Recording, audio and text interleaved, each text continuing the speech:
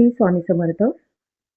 आज मी तुम्हाला अशा एका हतबल झालेल्या कुटुंबाची गोष्ट सांगणार आहे. त्यांच्यावर स्वामींची कृपा कशी झाली आणि त्यांचं जीवन अंधारातून प्रकाशाकडे कसं गेलं ते बघूया. स्वामींची कृपा अंधारातून प्रकाशाकडे. एका कुटुंबात नवरा बायको आणि 2 मुले राहत होते. त्यांचं स्वतःचं घर नव्हतं. भाड्याच्या घरात राहत होते. अनेक महिन्याचं घर भाडं थकलं होतं. घरमालक रोज दार वाजवून भाड्याची मागणी करायचा. कधी देणार भाडं? किती दिवस थांबू? असे प्रश्न रोज त्यांच्या दारात उभे असायचे. शेजारीही टोमणे मारायचे, यांच्याकडून काही होणार नाही, आयुष्यभर गरीबच राहतील, असे अनेक टोमणे मारायचे. हे शब्द त्या कुटुंबाच्या मनाला जखमा करून जायचे. घरातील महिला रोज रडायची.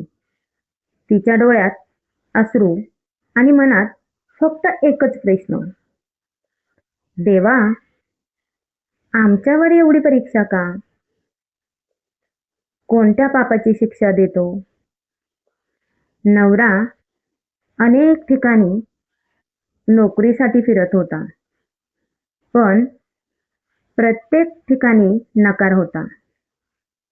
काम नाही, घरात पैसे नाही, मुलांच्या शाळेची फी अनेक महिन्यांपासून भरली नव्हती. शाळेतून वारंवार सूचना येत होत्या. मुलांनाही वाईट वाटायचं. अक्षरशः शाळेत मुलांचे परीक्षा पेपरलाही बसू दिले नाही. एक दिवस असा आला की घरात खायला धान्याचा कणही नव्हता. मुलीने आईला विचारलं, आई, आज भात करशील का? त्या प्रश्नाचे उत्तर त्या आईकडे नव्हते. तिने आपल्याच मुलीचे एक पुस्तक विकले आणि तांदूळ आणून आपल्या मुलीला भात करून खायला घातला. दुसऱ्या दिवशी दुपारी ती महिला मोबाईलवर YouTube पाहत बसली होती. मन खूप उदास होतं. अचानक तिच्यासमोर श्री स्वामी समर्थांचा एक व्हिडिओ आला. व्हिडिओमध्ये एक भक्त सांगत होता, स्वामींवर विश्वास ठेवा, निस्वार्थ सेवा करा, स्वामी योग्य वेळी योग्य फळ देतात. तिने पूर्ण व्हिडिओ पाहिला. पहिल्यांदाच तिच्या मनात आशेचा एक छोटासा किरण दिसला. तिने मनोभावे प्रार्थना केली, स्वामी, मला काही नको, फक्त माझ्या कुटुंबाला या संकटातून बाहेर काढा. मी मनापासून तुमची सेवा करेल. दुसऱ्या दिवशी तिने जवळच्या स्वामी सेवा केंद्राचा शोध घेतला. तिथे जाऊन सेवेविषयी सर्व माहिती घेतली. सेवकाने तिला प्रेमाने सांगितले, सेवा मनापासून करा, बाकी सर्व स्वामींवर सोडा.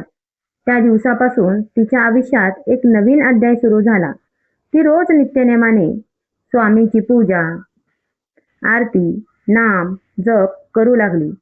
सेवा करू लागली. स्वामींचे स्मरण करत दिवस घालू लागली. थोड्या दिवसात अचानक तिला तिच्या नवऱ्याने फोन केला आणि म्हणले की व्हॉट्सअपला एक मेसेज केला, तो बघ.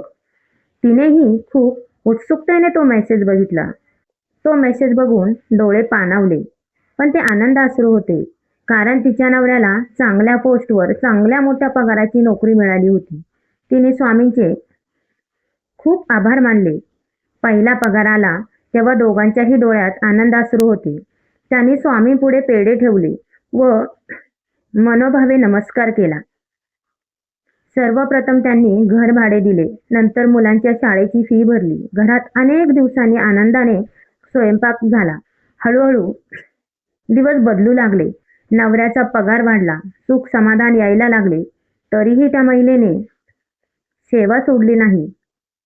ती म्हणायची, मी स्वामींची सेवा सुखासाठी नाही तर स्वामींवरील प्रेमासाठी करते.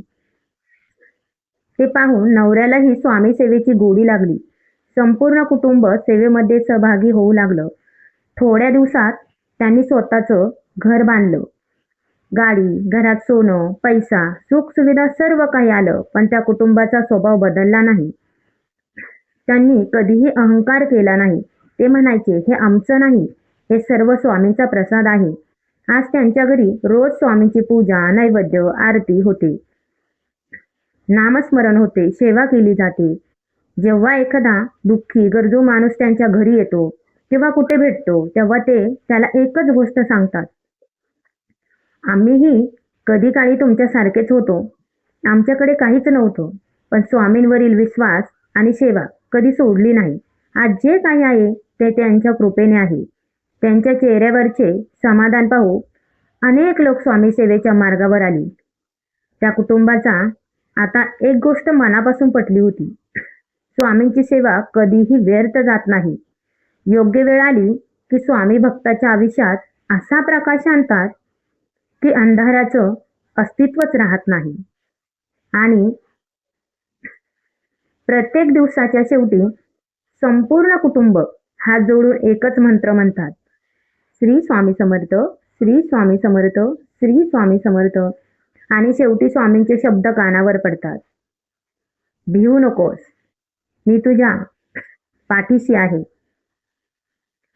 ही गोष्ट काल्पनिक नसून मी अनिता बोराडे, ही माझ्या आयुष्यात घडलेली गोष्ट आहे आणि ती मी तुमच्यासमोर मांडली आहे. सांगण्याचा उद्देश हाच आहे की स्वामी सेवा मनापासून करा. स्वामी सर्व ठीक करतील. श्री स्वामी समर्थ.